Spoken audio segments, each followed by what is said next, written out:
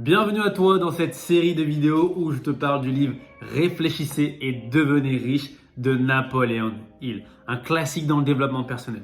Alors cette vidéo, dans le deuxième chapitre où on va parler du désir, le désir ardent, je vais le découper là peut-être en 2 ou 3 vidéos. Premièrement, je vais te partager donc de tous les passages que j'ai surlignés et je te partagerai également dans la prochaine vidéo les 6 instructions qui transforment vos désirs en or. Donc ça, on voit dans une prochaine vidéo. Alors, commençons par le début du chapitre. Qu'est-ce que j'ai surligné que je te partage avec toi maintenant? C'est le désir qui transforme les rêves en réalité. Plus vous demandez à la vie, plus elle vous donne. Dans ce chapitre-là, il donne énormément d'exemples, notamment Thomas Edison, notamment il y a Edwin C. Barnes. Toutes ces personnes qui ont mis en pratique le désir ardent pour accomplir des choses. Ensuite, ce que j'ai surligné, il désirait l'être plus que tout au monde et dans ce but, il élabora un plan pour être sûr d'aller de l'avant. Il coupa les ponts derrière lui et son désir d'obsession devient un fait réel. On parle encore d'Edwin Barnes qui a été un inventeur. Celui qui veut réussir doit brûler ses vaisseaux afin de se priver de toute retraite.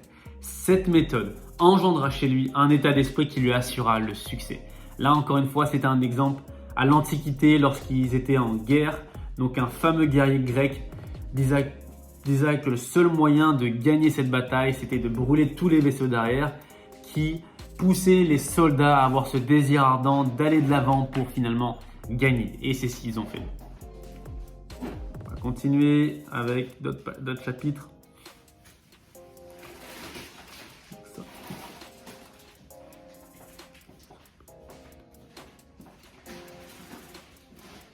Vous aurez besoin d'une bonne dose d'imagination pour comprendre que l'on n'en fait pas fortune par hasard ou par chance et qu'il vous faut d'abord rêver, espérer, désirer, vouloir et enfin tirer des plans avant de réussir.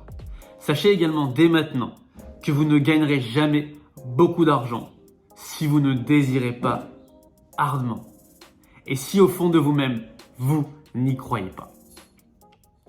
Après, il donne beaucoup d'exemples lorsqu'ils ont mis en pratique. Le désir suit immédiatement le rêve. Si vous êtes paresseux ou peu ambitieux, ne comptez pas réaliser votre rêve. Il faut, pour le mener à bien, que vous ayez le désir ardent de vous imposer.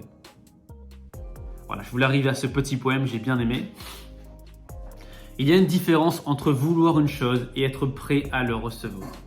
Or, impossible d'être prêt pour quelque chose sans croire fermement, pouvoir l'acquérir. L'espoir ou la volonté ne suffisent pas. Il faut encore la foi. N'oubliez pas qu'il ne faut pas plus d'efforts pour viser haut qu'il n'en faut pour accepter la misère et la pauvreté. Un grand poète a exprimé cette vérité éternelle et c'est là le poème. J'ai demandé à la vie un sou et je n'ai pas reçu davantage. Bien que j'ai prié le soir dans ma misérable échoppe, la vie est la plus juste des patronnes. Elle vous accorde ce que vous demandez. Mais puisque le salaire est fixé, vous ne devez vous en contenter. J'ai travaillé pour un salaire de laquais, pour apprendre consterné, que j'aurais pu demander bien plus à la vie, elle me l'aurait volontiers accordé. Je suis curieux de savoir qu'est-ce que vous avez pensé là de ce dernier poème et on se retrouve pour une prochaine vidéo où je vais vous parler des 6 concepts de vie et puis ensuite des autres passages que j'ai surlignés. Ciao, ciao.